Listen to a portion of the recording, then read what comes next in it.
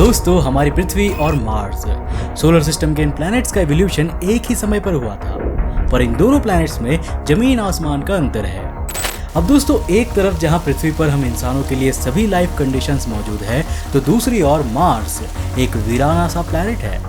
हम इंसान मार्स पर ह्यूमन सिविलाइजेशन बसाने के सपने जरूर देख रहे हैं, पर इसके लिए हमें वहां लाइफ कंडीशंस आर्टिफिशियली डेवलप करनी होंगी। तो दोस्तों, यहाँ पर सवाल ये आता है कि आखिर ऐसा क्या हुआ था जो इन दोनों ग्रहों में इतना ज्यादा अंतर है। जरा पृथ्वी और मार्स की लाइफ कंडीशंस को कंपेयर करो। पृथ्वी पर पानी और ऑक्सीजन है, पर मार्स पर नहीं है।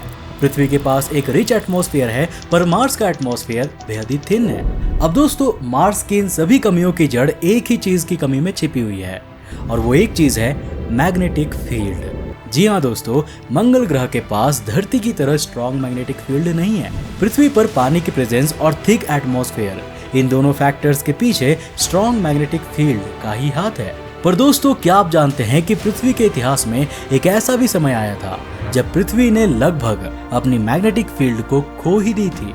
ये एक ऐसा समय था जब धरती अपना सबसे यूनिक फीचर यानी कि जिंदगी को खो भी सकती थी। पर दोस्तों, उसी दौरान कुछ ऐसा हुआ जिसने पृथ्वी पर जिंदगी की एक नई शुरुआत कर दी।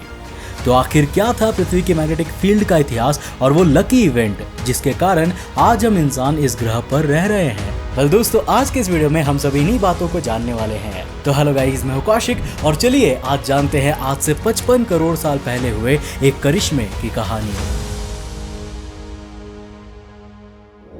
दोस्तों, जब बात पृथ्वी की मैग्नेटिक फील्ड की आती है तो ऐसा माना जाता है कि पृथ्वी के पास ये अद्भुत शक्ति पिछले करीब 350 करोड़ सालों से मौजूद है। हालांकि MIT इंस्टीट्यूट की वेबसाइट पर पब्लिश्ड इस आर्टिकल के अनुसार वैज्ञानिकों का दावा है कि ये नंबर 420 करोड़ साल पहले तक जा सकता है। अब दोस्तों, जैसा कि हम जानते हैं कि धरती की कोर को दो पार्ट्स में डिवाइड किया गया है, इनर कोर और आउटर कोर। अब दोस्तों, इनर कोर पूरी तरह से सॉलिड है और आउटर कोर मोल्टेन मेटल से बनी हुई है। पर ऐसा हमेशा से नहीं हुआ करता था, बल्कि एक समय ऐसा भी था जब धरती के पास सिर्फ एक लिक्विड कोर हुआ करती थी, जिसमें सॉलिड मटेरियल काफी कम मात्रा में मौजूद था। अब इस कोर में लिक्विड मेटल्स का फ्लो एक तरह के डायनेमो का काम करता था, और यही डायनेमो पृथ्वी की मैग्नेटिक फील्ड्स को प्रोड्यूस कर रहा था। पृथ्वी की मैग्नेटिक फील्ड्स को ही इस प्लैनेट पर लाइफ कंडीशंस का मोस्ट इंपॉर्टेंट फैक्टर माना जाता है, और उस समय भी कंडीशंस कुछ ऐसी ही हुआ करती थी। समय बीतता गया और पृथ्वी अपनी स्पीड पर इवॉल्व हो रही थी, पर आज से करीब 56 करोड़ 50 लाख साल पहले कुछ ऐसा हुआ जिसके कारण धरती की मैग्नेटिक फील्ड्स बहुत ज्यादा कमजोर होने लगी।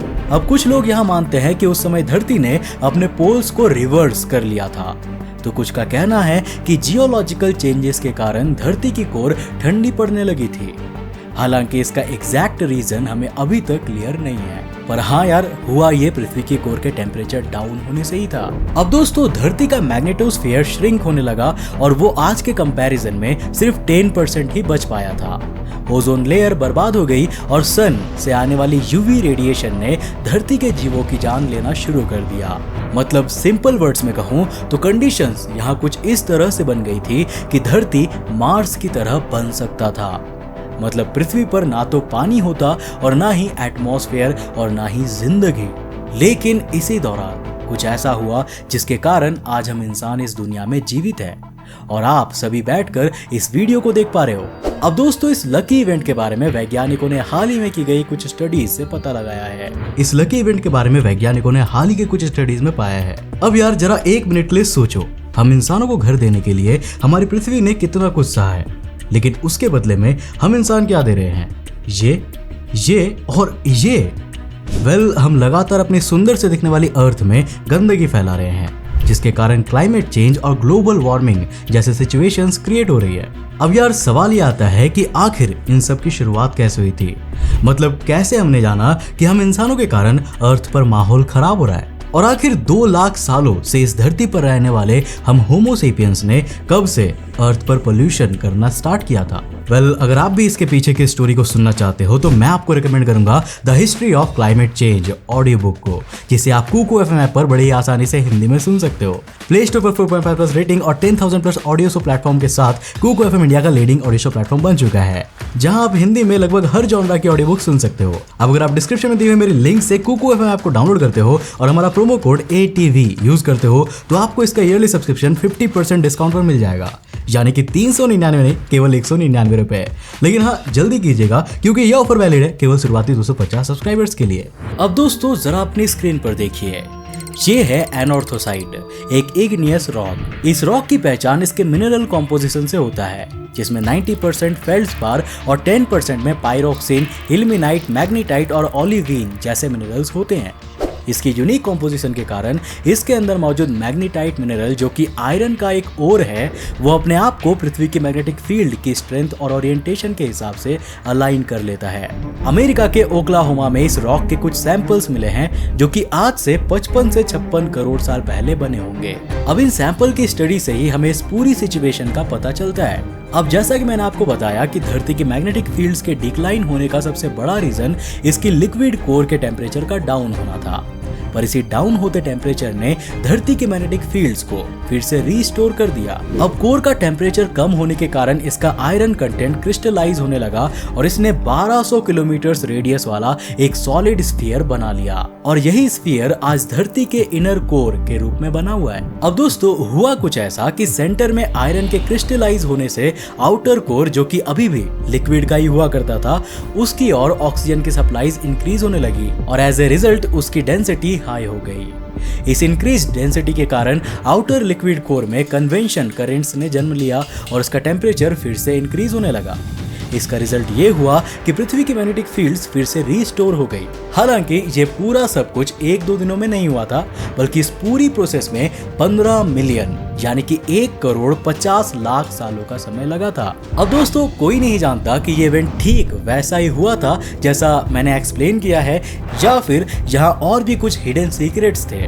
पर एक बात तो जरूर है कि इस लकी इवेंट ने धरती पर फिर से लाइफ खत्म होने से बचा लिया था, और इस लकी इवेंट के जस्ट बाद वो पीरियड आया जिसने पृथ्वी की आज की लाइफ की नींव रखी। दोस्तों इतिहास के किताबों में इसे कैम्ब्रियन एक्सप्लोजन के नाम से जाना जाता है। ये इवेंट ठीक उसी समय हुआ था जब पृथ्वी ने अपनी मैग्नेटिक फील्ड्स को रीस्टोर किया था, यानी कि आज से तकरीबन 55 करोड़ साल पहले।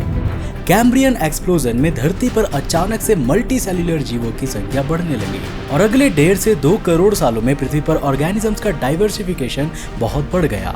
दोस्तों इस इवेंट को हम बायोलॉजिकल बिग बैंग के नाम से भी जानते हैं। इन ऑर्गेनिजम्स ने समय के साथ साथ पृथ्वी पर इवोल्यूशन की जर्नी को कंटिन्यू रखा, और यही आज हमारी बायोडाइवर्सिटी का कारण है। नाउ जस्ट इमेजिन कि हमारी धरती कितनी ज्यादा लकी है कि यहाँ पर ठीक उसी समय ये इवेंट हुआ जब ये प्लेनेट बर्बादी के कगार पर था।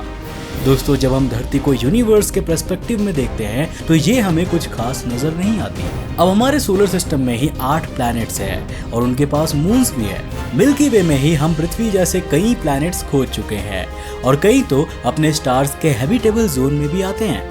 पानी भी कोई ऐसी चीज नहीं है जो धरती पर ही मौजूद हो, पर इसको रेयर बनाती है यहाँ पर मौजूद लाइफ। अब जरा सोचिए कि हमारी धरती कितनी ज्यादा यूनिक है। सन के हैबिटेबल जोन में रहने का मौका धरती को ही मिलता है। कुछ हद तक मार्स भी इसी जोन में आता है, पर मार्स हम जैसा लकी थोड़ी ना है।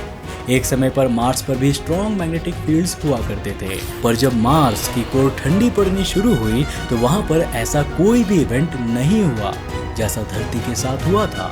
धरती पर परफेक्ट टाइम पर वाटर आया, परफेक्ट टाइम पर ऑक्सीजन आया, यूनिसेल्युलर जीवों ने जन्म लिया और मल्टी सेल्युलर जीव बने और इवॉल्व होते गए।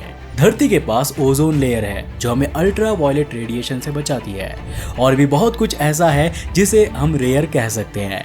पृथ्वी पर हर एक्सटिंक्शन और हर एक्सप्लोजन जस्ट परफेक्ट टाइम पर हुआ है, और इसी के कारण ही यहाँ पर कॉम्प्लेक्स लाइफ इतनी आगे तक इवॉल्व हो पाई है। और यही सोच रेयर अर्थ हाइपोथेसिस की नींव रखती है।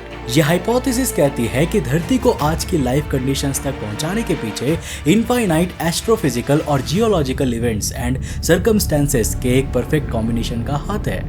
अगर इनमें से एक भी चीज फिट ना बैठती तो आज हम यहाँ बैठे नहीं हो पाते। इसी रेयरिटी की वजह से यूनिवर्स में जगह जगह पर लाइफ नहीं है। और हाँ, एडवांस्ड एक्स्ट्रा टेरेस्ट्रियल लाइफ तक पहुंचने के लिए तो भाई और भी ज्यादा किस्मत वाला होना पड़ेगा। नाउ जस्ट इमेजिन कि आज से 50 या 100 साल बाद कोई एस्ट्रॉइड धरती से टकराने वाला होता है। आई गेस तब तक हम ऐसी टेक्नोलॉजी डेवलप कर चुके होंगे जो हमें बचा लेगी। पर अगर कल ही के दिन एस्ट्रॉइड आ जाए तो क्या आप बच पाओगे? वेल, 100% इसका जवाब है नहीं, कोई चांस ही नहीं बनता। तो देखो धरती पर आपका जिंदा रहना कितना प्रिसाइसली सिंक्रोनाइज्ड है। इसीलिए तो हमारा planet rarest of the rare है। वैसे आपको बता दूं कि आज से 55 करोड़ साल पहले धरती के इनर कोर में जो चेंजेस आए थे वो वन टाइम चेंजेस नहीं थे। उसके बाद से लगातार हमारी इनर कोर इवॉल्व हो रही है, जिसके सबूत हमें अलग अलग पीरियड्स में बने एनोर्थोसाइट रॉक्स के सैंपल्स में स्टडी करके मिलता है। तो दोस्तों, क्या फ्यूचर में भी धरती की मैग्नेटिक फील्ड में चेंजेस पॉसिबल है? और क्या ये चेंजेस ह्यूमन सिविलाइजेशन पर बैकफायर कर सकता है? वेल, इसका जवाब भी हाँ है। बट धरती के कोर के बारे में हम इंसानों को फिलहाल तक डिटेल्ड इंफॉर्मेशन भी नहीं है। कोई नहीं जानता कि धरती के सेंटर में क्या खिचड़ी पक रही है और उस खिचड़ी का स्वाद हमारे लिए कैसा होगा। वैसे यार, पॉजिटिव बात यही है कि हम लगातार अपनी नॉलेज को इंक्रीज कर रहे हैं और मैग्नेटिक फील्ड एक दिन में थोड़ी ना बदलती है यार, लाखों करोड़ों साल लगते हैं। मतलब मुझे और आपको तो इससे कोई फर्क ही नहीं पड़ने वाला। वैसे आप इसके बारे में क्या सोचते हैं और रेयर अर्थ हाइपोथेसिस के बारे में आपका क्या विचार है? हमें नीचे कमेंट करके जरूर बताना। दोस्तों, डिस्क्रिप्शन लिंक से कुको एफएम को डाउनलोड करना मत भूलना और यूज करना हमारा promo code ATV 50% flat discount के लिए। अब दोस्तों, मुझे उम्मीद है कि आज के इस वीडियो से आपने काफी कुछ नया सीखा होगा। अगर सीखा तो इस वीडियो को लाइक करने के साथ साथ अपने फ्रेंड्स और फैमिली के साथ जरूर शेयर करना। अब दोस्तों, अगर आप नए चैनल पर इंटरेस्टिंग वीडियोस को देखना चाहते हो तो इस चैनल को सब्सक्राइब करने के साथ साथ नोटिफिकेशन बेल को ऑन कर देना ताकि आप देख सको हमारे वीडियो सबसे पहले। तब तक के लिए बाय, जय हिंद।